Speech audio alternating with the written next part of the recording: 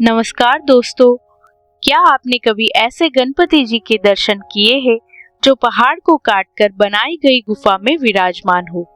क्या आपने कभी ऐसे गणेश जी के बारे में सुना है जिनकी सूंड दाईं ओर मुड़ी हुई हो और जिनकी मूर्ति लगभग 1500 वर्ष से भी अधिक पुरानी मानी जाती है?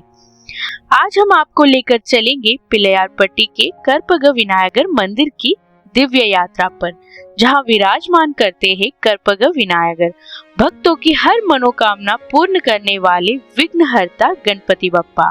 तो आइए जानते हैं इस रहस्यमयी और चमत्कारी मंदिर की कहानी। तमिलनाडु के शिवगंगा जिले में स्थित पिल्लैयारपट्टी गांव सदियों से श्रद्धा और आस्था का केंद्र रहा है। पिल्लैयार का अर्थ है गणेश जी और पट्टी का अर्थ है गांव, यानी यह पूरा गांव ही गणपति बप्पा के नाम पर बसा हुआ है।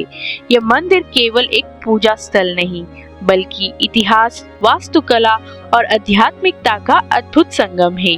मान्यता है कि प्राचीन काल में ऋषि मुनि इस क्षेत्र में तपस्या किया करते थे। एक दिन कुछ लोगों ने पहाड़ी के भीतर एक प्राकृतिक गुफा देखी। जब उन्होंने अंदर प्रवेश किया तो आश्चर्यचकित रह गए। गुफा की दीवार को काटकर बनाई गई एक दिव्य गणेश प्रतिमा वहां विराजमान थी। ऐसा प्रतीत होता था मानो स्वयं देवताओं ने इस मूर्ति को स्थापित किया है। बाद में विद्वानों ने यहाँ मिले प्राचीन शिलालेखों का अध्ययन किया और पाया कि यह मंदिर लगभग 4वीं से 7वीं शताब्दी के बीच का है। अब प्रश्न आता है कि गणेश जी को यहाँ करपग विनायकर क्यों कहा जाता है? हिंदू मान्यताओं के अनुसार कल्प वृक्ष या करपग वृक्ष ऐसा दिव्य वृक्ष माना जाता है जो भक्तों की सभी इच्छाएं पूर्ण करता है। जिस प्रकार कल्प वृक्ष हर मनोकामना पूरी करता है, उसी प्रकार यहाँ के गणपति बप्पा अपने भक्तों की इच्छाएं पूर्ण करते हैं, इसलिए उन्हें करपग विनायकर कहा जाता है। इस मंदिर की सबसे बड़ी विशेषता है यहाँ की प्राचीन मूर्ति।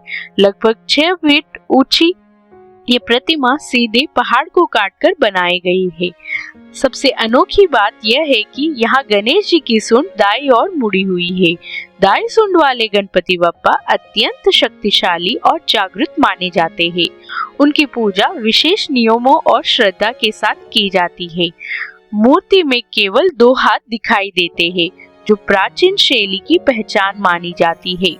गणपति जी शांत मुद्रा में विराजमान है और उनका दिव्य स्वरूप देखते ही मन श्रद्धा से भर जाता है। कहा जाता है कि एक बार इस क्षेत्र का राजा गंभीर संकट में फंस गया था। राज्य में लगातार परेशानियां बढ़ रही थी। युद्ध, अकाल और आर्थिक कठिनाइयों ने लोगों का जीवन कठिन बना दिया। राजा ने अनेक उपाय किए, लेकिन कोई समाधान नहीं मिला। तब एक संत ने राजा को इस गुफा मंदिर में जाकर करपग विनायकर की आराधना करने का सुझाव दिया। राजा ने पूरी श्रद्धा से गणपति जी की पूजा की। कुछ ही समय के बाद परिस्थितियां बदलने लगी।